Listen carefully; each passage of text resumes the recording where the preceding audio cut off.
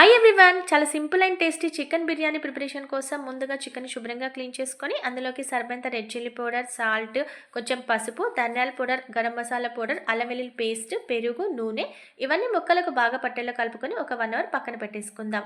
Next కడాయి తీసుకొని oil heat అయ్యాక ఈ మ్యాగ్నేట్ చేసుకున్నటువంటి చికెన్ వేసుకొని అందులో 2 పచ్చిమిర్చిని సన్నగా కట్ చేసుకొని కొంచెం కరివేపాకు కూడా వేసుకొని మధ్య మధ్యలో కలుపుతూ ఆ బాయిల్ అవనిద్దాం.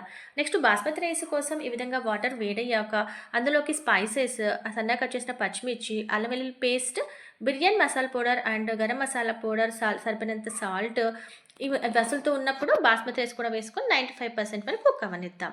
నెక్స్ట్ హాఫ్ బాయిల్ అయినటువంటి చికెన్ పైన ఈ బాస్మతి రైస్ని వేసుకొని దానిపైన లెమన్ జ్యూస్ని కొంచెం వేసుకొని ఫ్రైడ్ ఆనియన్స్, కొంచెం కొత్తిమీర, ఒక 3 స్పూన్ల నెయ్యి వేసుకొని లో ఫ్లేమ్లో పెట్టుకొని ఒక 15 మినిట్స్ వరకు కుక్ అవ్వనిస్తే చాలా చాలా సూపర్ అదిరిపోయే టేస్ట్ ఉండే చికెన్ బిర్యానీ రెడీ అయిపోతుంది. చాలా అంటే చాలా సూపర్గా ఉంటుంది.